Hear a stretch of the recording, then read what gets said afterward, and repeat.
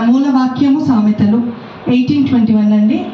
జీవన్ మరణములు నాలుక వశము, దాని యందు ప్రీతి పడు వారు దాని ఫలము తిందురు. సామెతలు 18:21.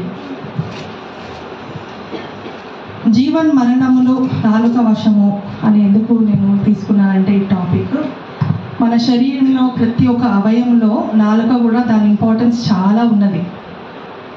దేవుడైన యెహోవా ఈ సర్వ సృష్టిని కూడా కేవలం తన నోటి మాట చేత కలుగజేసినాడు.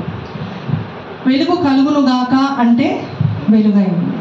సమస్త సృష్టి కూడా కేవలం ఆయన నోటి మాట చేతనే, ఆయన సమస్త సృష్టిని కూడా దేవుడు కలిగించినప్పుడు మానవుని తన స్వారూప్యంలో తన పోలిక చొప్పున దేవుడు నిర్మించి తనకంటే కొంచెం తక్కువ వానిగా దేవుడు చేసి ఉన్నాడు.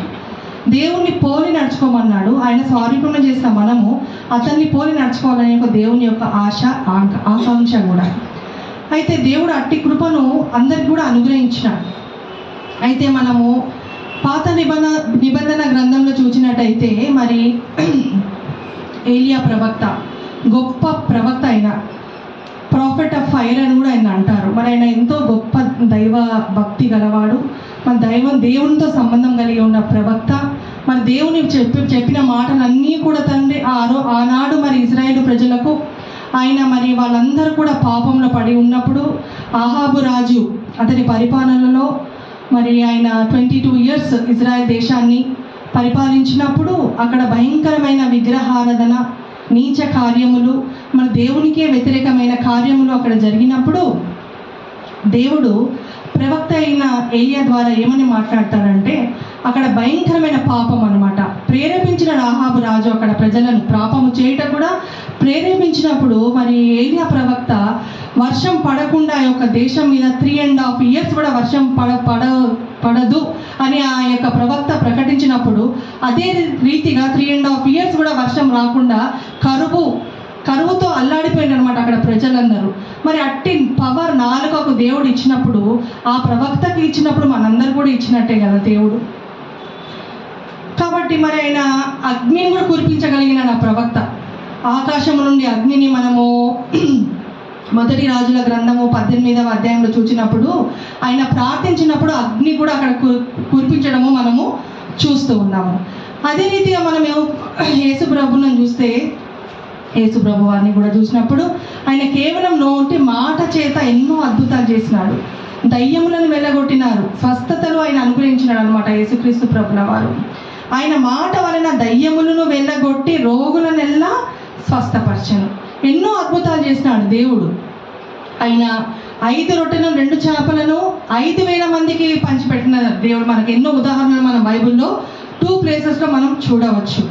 అయితే దేవుడు అట్టి కృపను కూడా మనందరి కూడా దేవుడు అనుగ్రహించున్నాడు అనమాట.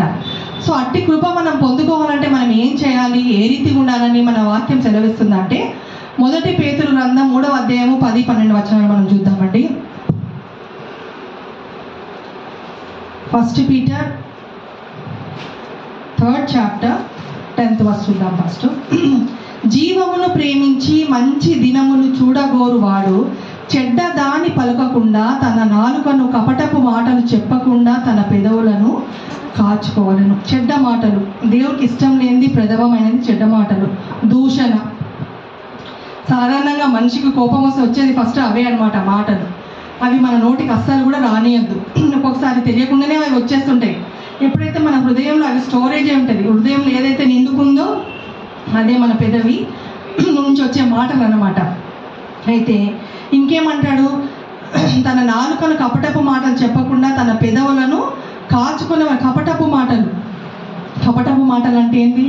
అన్ని అబద్ధపు మాటలు, పిచ్చి మాటలు, ఒకరికి గురించి చెడ్డగా మాట్లాడే మాటలు, అవన్నీ కూడా కపటపు మాటల కిందికే వస్తాయి. ఇంకా ప్రభువు కన్నులు ఎవరి మీద ఉందంట?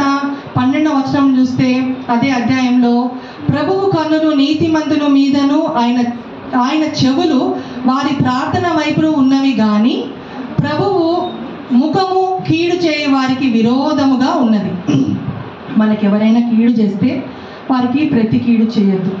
ఎవరైనా మనల్ని దూషిస్తే మనము తిరిగి దూషించవద్దు. వాళ్ళు ఒకటంటే మనము 10 అనవద్దు. పగ తీర్చుకొనుట దేవుని వంతై ఉన్నది. మన వాద్యాన్ని మనము దేవునికి అప్పగించాలి. అయితే యేసు ప్రభు వారిని సిలువకేసినారు, ఎంత ఘోరంగా కొట్టినారు, కొరడాలతో కొట్టినప్పటికీ కూడా దేవుడు ఆయన హింసించిన వారిని దూషించలేదు, శపించలేదు. కానీ వారి కొరకు ప్రార్థన చేస్తున్నారు. ఏమని? దేవా, వీరు ఏం చేస్తున్నారో వీరికి తెలియదు కనుక వీరిని క్షమించు. అట్టి మనసును మనం కూడా కలిగి ఉండాలి. మన ఎడల ఎవరైనా ఎంత అపరాధమైన చేయని, మన గురించి ఎంత డెడ్ అగైన్స్ట్గా మాట్లాడని, కాని మాటలు ఏదైనా కూడా పలకని, అది వారికే వదిలేసేయాలి. దేవునికి అప్పచెప్పాలి మన ప్రాబ్లమ్స్ అన్నీ కూడా. నేను ఎవరు ఎంత బాధ పెట్టినా దేవుడు చూసుకుంటాడు వాళ్ళందరినీ కూడా. అయితే ఇంకొక వాక్యం చూద్దామండి. మత్తయి సువార్త 15వ అధ్యాయం 18వ వచనము. నోట నుండి బయటికి వచ్చినవన్నీ హృదయంలో నుండి వచ్చును, ఇవే మనుషుని అపవిత్రపరచును. మనము తినే తిండి బయటికి వెళ్ళిపోతుంది మన బాత్రూమ్ పోయినప్పుడు, కానీ మన నోట నుండి వచ్చిన మాట మనుషుని అపవిత్రపరుస్తుందంట. మనం ప్రతి మాట మాట్లాడేటప్పుడు ఇది అవసరమా, ఇది న్యాయమా, ఇది యోగ్యమా అనుకొని మనం మాట్లాడాలి. ఇది నాలికకు నరం లేదు, ఎటు తిరుగుతా అటు తిరుగుతుంది అనమాట, ఇష్టం వచ్చినట్టు మాట్లాడుతుంది. మన నాలుక మీద మనకు కమాండ్ ఉండాలి, కంట్రోల్ ఉండాలి. ఏది పడితే అటు మాట్లాడదు, ఏది ఇష్టం వచ్చినట్టు మనము మాట్లాడకూడదు. అయితే సామెతల గ్రంథము 15వ అధ్యాయము 2వ వచనం చూస్తే, మృదువైన మాట క్రోధమును చల్లార్చును, నొప్పించు మాట కోపమును రేపును. ఫర్ ఎగ్జాంపుల్, ఇంట్లో ఏదైనా గొడవ అయింది, అన్నదమ్ముల మధ్యనే, అక్కజనుల మధ్యలో, భార్య భర్తల మధ్యలో గొడవ జరిగినప్పుడు, ఎవరైనా కోపం ఉన్నప్పుడు మీరు సైలెంట్ అయిపోవాలి. వారు ఒక మాట అంటే మనం 10 మాటలు అన్నాం అనుకో, ఇల్లు ఒక యుద్ధ భూమిలాగా మారిపోతుంది. మొగోడికి కోపం వస్తే ఏమవుతుంది, ఇంట్లో ఉన్న అన్నాలన్నీ బయటకు విసిరగొడతారు కొంతమంది. మా ఇంటి పక్కన అవే జరుగుతూ ఉంటుంది. ఆమె పొద్దున్న లేచినప్పటి నుంచి కూడా భర్తతో పోట్లాడుతూ ఉంటుంది, బిడ్డను తిడుతూ ఉంటుంది. ఆయన కోపం వచ్చినప్పుడు అన్నం గిన్నెలు, కూర గిన్నెలన్నీ బయట పడేస్తుంటాడు. అటువంటి పరిస్థితి క్రైస్తవులుగా మనం అట్లాంటి సాక్ష్యం మనం కలిగి ఉండకూడదు. ఎవరైనా కోపంగా మనతో మాట్లాడినా మన ఇంటి వాళ్ళు ఆ క్షణంలో మనం సైలెంట్ అయిపోతే మనకు నష్టపోయేది మనం ఏమీ లేదు. కాబట్టి మృదువైన మాట క్రోధమును చల్లార్చును. నువ్వు నచ్చజెప్పనికి ట్రై చేయి, నువ్వు ఆయనను ఒప్పించడానికి ట్రై చేయి. అంతేగాని 1కి 10 మాటలు మాట్లాడి మన కాపురాన్ని ఇది చేసుకునే అవసరము లేదు. సో ప్రేమ ప్రతి విధమైన దోషములను కప్పునని చెప్తుంది వాక్యం కూడా. మనము ఎదుటి మనిషి వాడు ఎంత ద్రోహి అయినా, ఎంత చెడ్డవాడైనానో నువ్వు వాడిని ప్రేమించు. దేవుడు ప్రేమ స్వరూపి గనక వాడిని నువ్వు ప్రేమిస్తూనే ఉండవాడు. ఎటువంటి వాడైనా సరే, ఆమె ఎటువంటిదైనా సరే, నీ జీవితంలో నీకు ఎంత కీడు చేసిందైనా సరే, ఆమె కోసం ప్రార్థన చేయి, ఆమె తిరిగి ప్రేమించు. ఆమెకు మారు మనసు దేవుడు ఇస్తాడేమో, ఆయనకు మారు మనసు దేవుడు ఇవ్వచ్చేమో. అదే రీతిగా ప్రావర్బ్స్ 12:18 చూస్తే, కత్తిపోటు వంటి మాటలు పలుకువారు కలరు. మనిషిని చాకుతో చంపే అవసరం లేదు. కొంతమంది మాటలతోటి చంపేస్తారండి వాళ్ళు, కొంతమందిని అయితే అంత భయంకరంగా ఉంటాయి వాళ్ళ మాటలు, సూటిపోటి మాటలు. సాధారణంగా కొన్ని కుటుంబాలను చూస్తుంటాము, అత్త కోడలను, కోడలు అత్తలను భయంకరంగా మాటలు అంటుంటారండి. అట్టి మాటలు కొంతమంది, ఒక్కొక్కసారి తల్లి కూడా తెలియకుండానే పిల్లల్ని తిట్టేస్తుంది. అసలు నువ్వు కడుపులో ఎందుకు పుట్టినావురా, నువ్వు చస్తే బాగుండును కదా కదరా అని కూడా అనే మాటలు ఉంటాయి. పిల్లల యొక్క ప్రవర్తన చూసి తల్లులు కానీ తండ్రులు కానీ అట్లాంటి మాటలు మనం అసలు అననేకూడదు. ఎందుకంటే మన నాలుకకి అంత పవర్ ఉంది, దేవుడు ఇచ్చాడనమాట. అన్నది ఒక్కొక్కసారి తప్పకుండా తగలక తప్పదు. మా డింపు వాళ్ళ కలీగ్, వాళ్ళ అమ్మ వాళ్ళ కలీగ్ని ఏదో తిట్టిందంట, ఆయన ఏదో సంథింగ్ గొడవ అయ్యి. ఆ పిల్లోడు ఎవరినో పికప్ చేసుకొని ఎయిర్పోర్ట్కి వెళ్ళి రిటర్న్ అవుతుంటే ఆ రోజు ఏదో గొడవ అయిందంట, తల్లికి కొడుకుకి పెద్ద యుద్ధమే. ఆ బాబు రిటర్న్ అయ్యేటప్పుడు పెద్ద యాక్సిడెంట్, స్పాట్ డెత్ అనమాట. ఆ తల్లికి అసలు జీవితాంతము కోల్పోగలదా, ఆ తల్లి కొడుకుని చెప్పించింది చచ్చిపోతే బాగుండు అన్నట్టు. అదే రోజు ఆ బాబు యాక్సిడెంట్లో చనిపోవడం జరిగింది. అందుకే మనం మాట్లాడేటప్పుడు చాలా ఆచితూచి మాట్లాడాలి. తిట్టేటప్పుడు కూడా మనం ఎప్పుడు కూడా సర్ది చెప్పనికే ట్రై చేయాలి మన పిల్లలకు కానీ, అది ఎవరైనా సరే. నోటితోటి ఎవరిని కూడా మనం దూషించవద్దు, మనము శపించవద్దు. అదే రీతిగా కీర్తనలు 143లో చూస్తే, పాము నాలుక వలె వారు తమ నాలుకలు వాడి చేదురు, వారి పెదవుల క్రింద సర్ప విషమున్నది. పాముకి ఎన్ని నాలుకలు ఉంటాయండి? 2 నాలుకలు ఉంటాయి. మనిషికి అయితే 1 నాలుక. కానీ కొంతమంది వైఖరి ఎట్లుంటుందంటే 2 నాలుకలు, ద్వంద్వ స్వభావం గల వారే ఉంటారు అనమాట. నా దగ్గర నా మాట, నీ దగ్గర నీ మాట. అక్కడి నుంచి ఇక్కడ క్యారీ చేస్తారు, ఇక్కడ నుంచి అక్కడ క్యారీ చేస్తారు.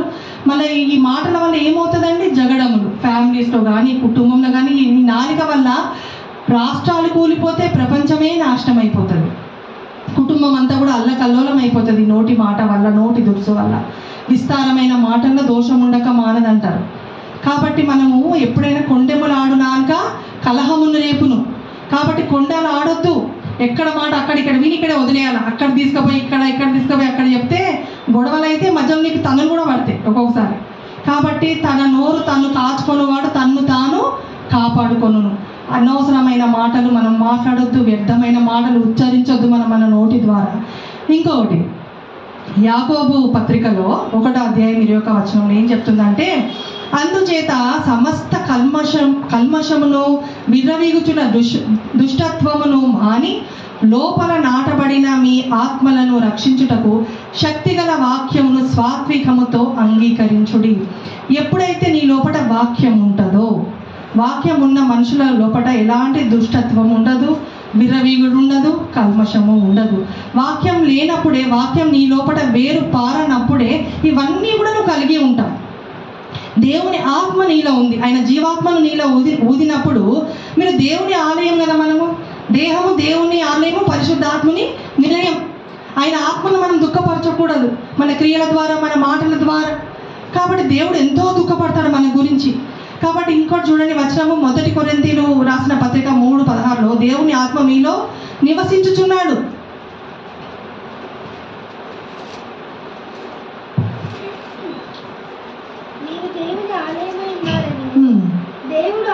దేవుని ఆత్మ మీలో నివసించుచున్నాడని మీరు ఎరుగరా? ఎవడైనా దేవుని ఆలయమును పాడు చేస్తున్నట్లా దేవుడు వానిని పాడు చేయను. దేవుని ఆలయము పరిశుద్ధమై ఉన్నది, మీరు ఆలయమై ఉన్నారు. దేవుని ఆలయమై ఉన్నాం మనం. కాబట్టి ఆయన ఆలయమైన మనము ఎంతో పరిశుద్ధమైన జీవితం కలిగిన వారమే ఉండాలి. ఎట్లా పడితే అట్లా ఈ నోటికి నారం లేదు కాబట్టి ఇష్టం వచ్చినట్టు మాట్లాడడానికి వీలు లేదు. ప్రతి మాటకు కూడా మనం దేవుని దగ్గర ఎక్స్ప్లెనేషన్ ఇవ్వవలసి ఉంటుంది అన్నమాట దేవుని సన్నిధిలో. కాబట్టి మనం ఒకటే నేర్చుకోవాలా. ఇంకోటి ఏమంటాడు కీర్తనకారుడు 19:14లో, నా నోటి మాటలు నా హృదయ ధ్యానము నీ దృష్టికి అంగీకారముగా ఉండును గాక. నోటి మాటలు ఇంతసేపు అనుకున్నాం కదా, మాటలు మాట్లాడేటప్పుడు ఇది అవసరమా, యోగ్యమా, ఇది న్యాయమా అని జి శామ్యూల్ పాస్టర్ గారు ఒకసారి ఒక మెసేజ్లో నేను చెప్పేటప్పుడు విన్నా. ఇది మనం మాట్లాడుతున్నాము ఉత్తుతగానే ఏదో ఫ్రీ, దీనికి ట్యాక్స్ లేదు కాబట్టి ఇష్టం వచ్చినట్టు మనం మాట్లాడతాము. అట్లా మనము మాట్లాడకూడదు. అవసరమైతేనే మనం నోరు విప్పాలా. అనవసరమైన జగడాల్లో కొంతమంది పోతారు, తల దూరుస్తారు. అవన్నీ అనవసరం, వ్యర్థమైనది. మనకు అవసరం ఎంతవరకు ఉందో అంతవరకే మనము మాట్లాడాలని నేను ఈ వాక్యం ద్వారా చెప్పాలనుకుంటున్నాను. మరి మన క్రైస్తవులకు ఏముండాలా? మనకు వాక్యము మన మదిలో ఉన్నప్పుడు, మన వాక్యానుసారమైన జీవితం మనం జీవించినప్పుడు మన ఇష్టానుసారంగా మనం జీవించకూడదు, జీవించాల్సిన అవసరం మనకు లేదు. ఇష్టం వచ్చినట్టుగా మనం మాట్లాడాల్సిన అవసరం లేదు. కాబట్టి మన మదిలో ఏముండాలా? మనకు వాక్యం ఉండాలా. మన గదిలో ఉన్నప్పుడు ఏం చేయాలా? మనము ప్రార్థన చేయాలా.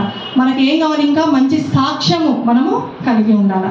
ఈ 3 ప్రతి ఒక్క క్రిస్టియన్కి ఎంతో అవసరమై ఉన్నదని మరి యొక్క వాక్యం ద్వారా నేను చెప్పాలనుకుంటున్నాను. మరి యొక్క చిన్ని మాటలు దేవుడు దీవించును గాక. ప్రార్థన చేసుకుంటాను. ప్రేమ, కృప, నమ్మకమైన నా తండ్రి, జీవం గల రాజా యేసయ్య, నీ పరిశుద్ధమైన, ఘనమైన, శ్రేష్టమైన, శక్తి కలిగిన నామమునకు వందనాలు, స్తుతులు, స్తోత్రములు చెల్లించుకుంటున్నాను ప్రభువా. నాయనా తండ్రి, మా యొక్క నాలుక ద్వారా తండ్రి మేము ఎన్నోసార్లు ఎన్నో మార్లు ప్రభువా నీకే వ్యతిరేకంగా పాపం చేసిన వారం ఉన్నాం తండ్రి. మమ్మల్ని క్షమించము ప్రభువా. అయినా మా నోటి ద్వారా తండ్రి మేము ఎల్లప్పుడూ కూడా ప్రభువా ఆశీర్వాద వచనాలే మేము పలుకుటకు మాకు సహాయం దయచేతండి. అయినా మమ్మల్ని తండ్రి ద్వేషించిన వారిని కూడా ప్రభువా మేము ప్రేమించుటకు తండ్రి మాకు సహాయాన్ని దయచేయమని వేడుకొంచున్నాం తండ్రి. మాకు తండ్రి విరోధులుగా ఉన్న వారి గురించి కూడా తండ్రి మేము ప్రార్థించే మనసును మాకు దయచేయమని వేడుకొంచున్నాం ప్రభువా. నైనా తండ్రి, ఇప్పటి వరకు నైనా మీరు మాతో ఉన్నారు, నైనా ప్రార్థనలో మాతో ఉన్నారు, నైనా పాటలు పాడేటప్పుడు మాతో